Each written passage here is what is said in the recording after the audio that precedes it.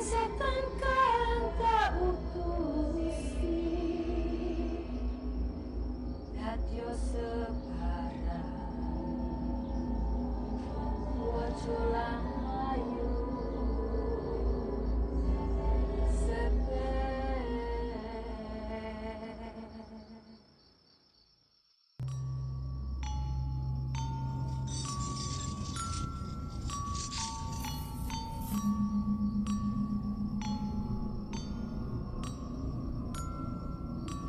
Assalamualaikum warahmatullahi wabarakatuh. Selamat siang untuk para teman-teman dimanapun Anda berada.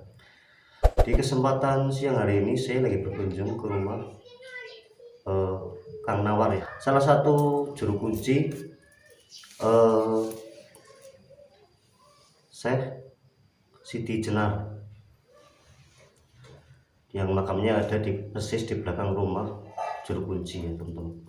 Jadi sedikit nanti kita mau bincang-bincang dulu ya, tanya jawab tentang keberadaan petilasan Syekh Siti Jenar, bukan makam nanti ya, petilasan ya nanti bisa namanya. petilasan atau makamnya nanti bisa kita jelaskan di sini.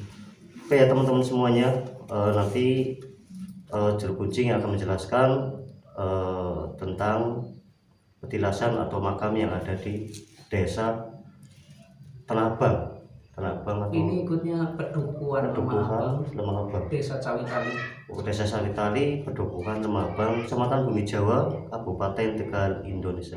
Dan saya mau tanya teman-teman ya masalah petilasan tersebut. Nah, ini juru kunci yang sudah sangat tahu ya, pengalaman sekali, dan juga dia seorang spiritual juga ya. Luar biasa ya teman-teman. Dan juga seorang pendaki ya, yang luar biasa juga sih. Ini banyak sekali sertifikat dan piagam-piagamnya ya teman-teman. Jadi gimana nih Kak masalah tentang petilasan atau makamnya itu, sebenarnya itu makam atau petilasan itu, biar teman-teman bisa tahu yang di rumah. Oke, assalamualaikum warahmatullahi wabarakatuh. Salam. Sedikit penjelasan ya tentang sejarah Kanjeng Syekh Siti Jenar. Sebenarnya seperti yang kita tahu, kalau sejarahnya Kanjeng Syekh Siti Jenar itu berarti orang-orang itu langsung berpikiran negatif tentang Kanjeng Syekh Siti Jenar, karena kita itu hidupnya didominasi oleh film. Iya. Nah, kalau film itu kan berarti ada sutradaranya ya, ada pemainnya, dan bagaimana film itu biar ditonton itu menjadi bahan tontonan yang menarik kan seperti itu. Jadi kalau kita berbicara tentang Kanjeng Syekh Siti Jenar, Kanjeng Syekh Siti Jenar itu kan seorang waliullah ya. Dan hidupnya itu ada di era Sunan Bonang, Sunan Kalijaga. Jadi yang namanya waliullah itu kan orang-orang pilihan yang memang dikhususkan untuk penyebaran ajaran Islam kan seperti itu. Jadi Kanjeng Syekh Siti Jenar itu kan asalnya dari Persia ya. Kemudian turun ke Indonesia itu berarti tepatnya di Tuban. Berarti dia bukan seorang Indonesia asli? Bukan itu. Dia itu berarti ikutnya masih dzurriyyatnya Kanjeng Nabi. Masih ketika silsilahnya kita nasabnya kita urutkan nanti sampainya ke Rasulullah SAW. Jadi beliau itu ke Tuban itu, tugas beliau itu apa sih? Karena beliau itu kan menganut paham tasawuf ya, orang-orang yang memang punya kelebihan yang lebih seperti itu. Artinya ketika Wali Songo menyebarkan syariat Islam, fokusnya Kanjeng Syekh Siti Jenar itu mentauhidkan orang-orang yang masih menganut aliran Hindu Buddha kan seperti itu. Iya. Jadi tugas beliau itu mensyahadatkan. Jadi urusan nanti orang yang sudah mengikuti, orang yang sudah bertauhid, orang yang sudah bersyahadat, kemudian urusan nanti beliau mau menjalankan syariatnya, ya urusannya Wali Songo, Sunan Kalijogo dan lain sebagainya kan seperti itu. Yang penting tugasnya Kanjeng Siti Jenar itu orang-orang yang masih belum Islam, orang-orang yang masih menganut ajaran Hindu Buddha itu diislamkan, bersahadat dulu kan seperti itu. Jadi anak bahasa kan anggere Siti Jenar ki sing penting tasyahadat ora susah sembahyang ya, bukan seperti itu. Artinya memang tugas beliau itu mensyahadatkan, mentauhidkan seperti itu. Jadi perjalanan beliau itu ketika kemudian kontroversi dengan waliullah yang lain, kan ada yang namanya selisih pendapat seperti itu. Kenapa harus tidak sholat dari ya, aliran tasawuf kan beda dengan orang-orang syariat, seperti itu. Jadi beliau dari Tuban kemudian mendapatkan undangan ke Cirebon untuk menghadiri sidang para wali ya, di sidang artinya bisanya kok ajarannya Siti Jenar kok orang pada baik kalau liyane kayak waktu di film ada sidang gitu ya. Nah, iya betul. Ya sebenarnya itu kan sidang-sidang yang untuk meluruskan lah, artinya biar orang-orang yang baru memeluk ajaran Islam itu tidak kemudian lawang nembe belajar nyinduk sega wis goneng langsung diilet kan kangen. Iya kangen. Nah, kepengine wali-wali yang lain wis kayak wali-wali liyane baik mengikuti suruh sholat dan lain sebagainya. Tugasnya beliau itu bukan itu. Tugasnya beliau itu mentauhidkan. Jadi urusan nanti mengajarkan sholat, mengajarkan lain urusannya Sunan Kalijaga kan seperti itu. Jadi beliau itu dari Tuban kemudian ke Jepara, dari Jepara kemudian ke Semarang ya. Di Semarang itu ada 2 lokasinya. Makanya kalau di Semarang kota itu ada Lemah Abang. Kemudian kalau kita melipir ke selatan ke wilayah Ungaran itu ada Lemah Abang juga. Nah makanya kalau untuk wali-wali yang terkenal seperti Sunan Bonang, Sunan Muria, Sunan yang lain-lain itu kan berarti hidupnya di pesisir utara ke sini. Pesisir utara. Jadi itu wali-wali yang kemudian sampai sekarang itu makamnya disiarai oleh para peziarah ya. Khususnya orang-orang golongan Nahdlatul Ulama yang senang siarah-siarah kan begitu.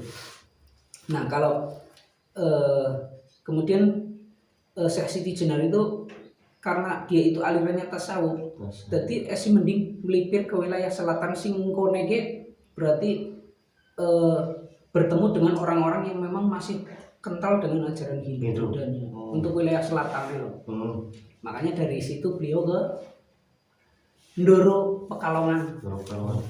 Ndoro Pekalongan. Nah, dari Ndoro Pekalongan beliau ke sini.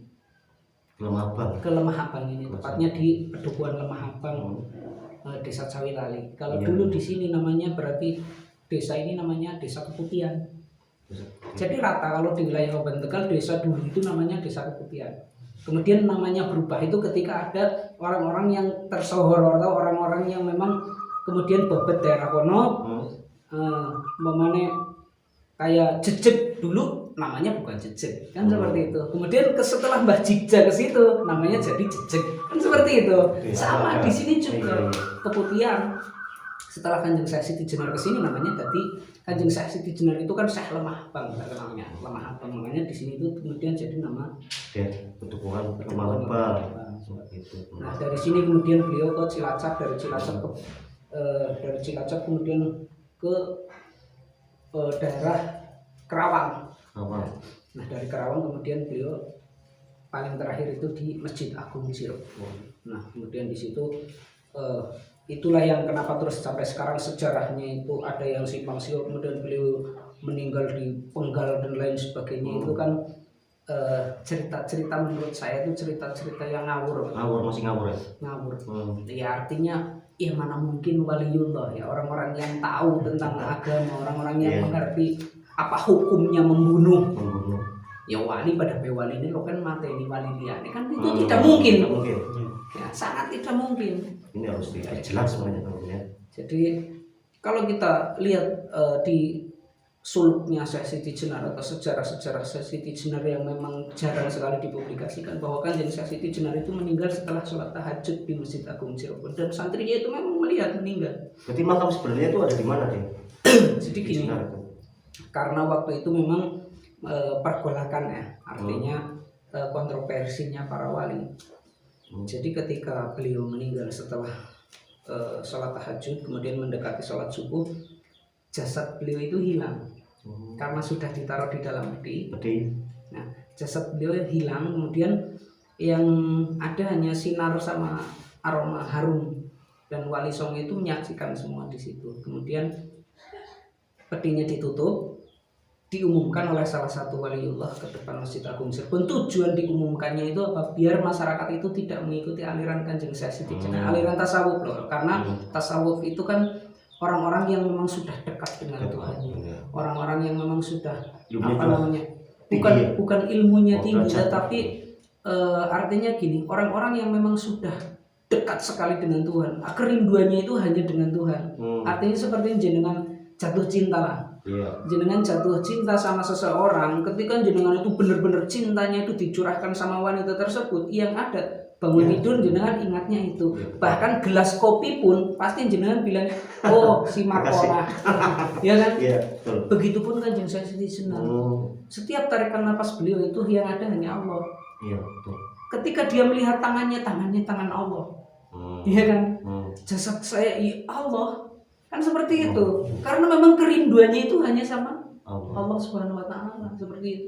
Dan itu orang-orang yang baru mengenal Islam suruh langsung mengikuti ajaran Kanjeng Syekh Siti Jenar itu tidak mampu, tidak akan pernah mampu, yang akhirnya nanti justru menyimpang dari ajaran syariat, kan seperti itu. Makanya Dewan Wali mengumumkan ke depan orang-orang bahwa jangan mengikuti ajaran Kanjeng Syekh Siti Jenar. Maka kalau siapapun yang mengikuti ajaran Kanjeng Syekh Siti Jenar, dia mau mati ini jadi asu. Kan seperti itu. Jadi itu tujuannya itu bukan kemudian Kanjeng Syekh Siti Jenar tadi asu, itu bukan. Tujuannya itu bangkai anjing itu untuk menggambarkan. Bener wong ki aja melu alirane. Nah, kemudian petinya itu tidak dimakamkan di sana. Nah, ini ya yang menarik di sini. Karena apa? Ada salah satu tempat yang memang jarang diketahui oleh orang umum. Kemana Kanjeng Syekh Siti Jenar selama perjalanan dari Tuban ke Masjid Agung Cirebon? Nah, lokasi yang paling tidak dijamak oleh orang lain itu adalah Cawitali, Lemah Abang.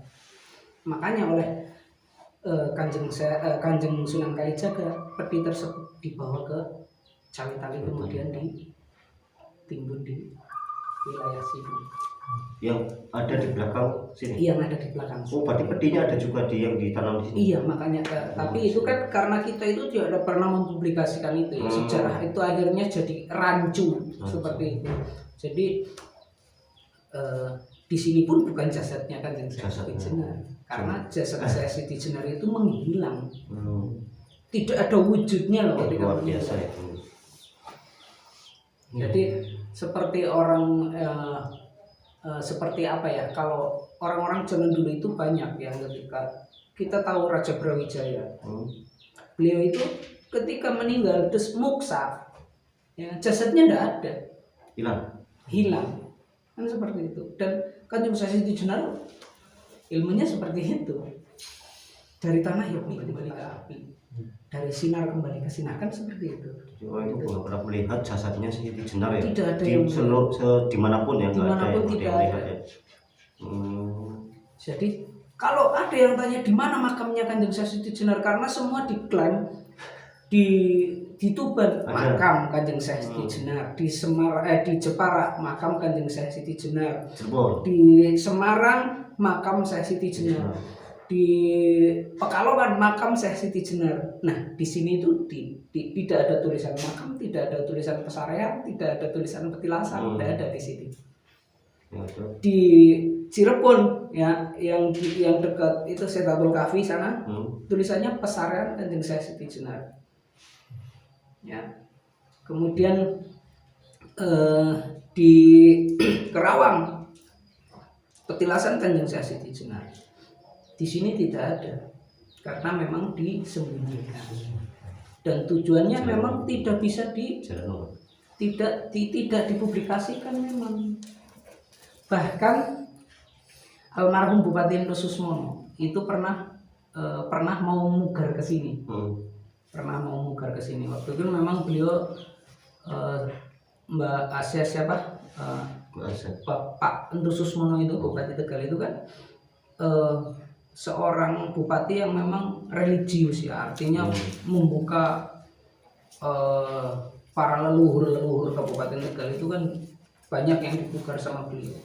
Tapi memang namanya manusia yang nggak tahu, kemudian waktu mau pencalonan lagi beliau sudah kesini mau mukar ini, kemudian ada itu sih.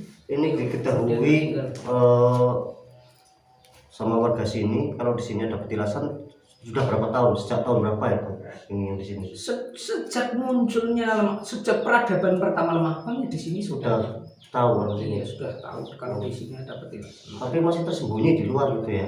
Masih tersembunyi di luar. Makanya teman-teman, video ini udah bermanfaat buat teman-teman Indonesia yang ada di rumah dimanapun anda berada ya, tentang makam atau petilasannya Mbah Siti Jenar, ya salah satu waliullah, pendiri agama Islam di tanah Jawa sampai dia datang ke tanah Lemahbang teman-teman. Dan nanti saya bersama juru kunci akan datang ke petilasannya dan minta tawasul ya, minta doa, mohon doanya di makam tersebut atau petilasannya teman-teman. Mungkin sampai di sini bahan ceritanya, kita langsung gas ke sana ya. Oke. Itu ya teman-teman ya, masih banyak. Semoga kalian diberi kesehatan, panjang umur, rezeki, selalu dalam lindungan Allah Subhanahu wa taala. Saya Khalik Idiwa Misteri pamit undur diri. Assalamualaikum warahmatullahi wabarakatuh. Kita lanjut.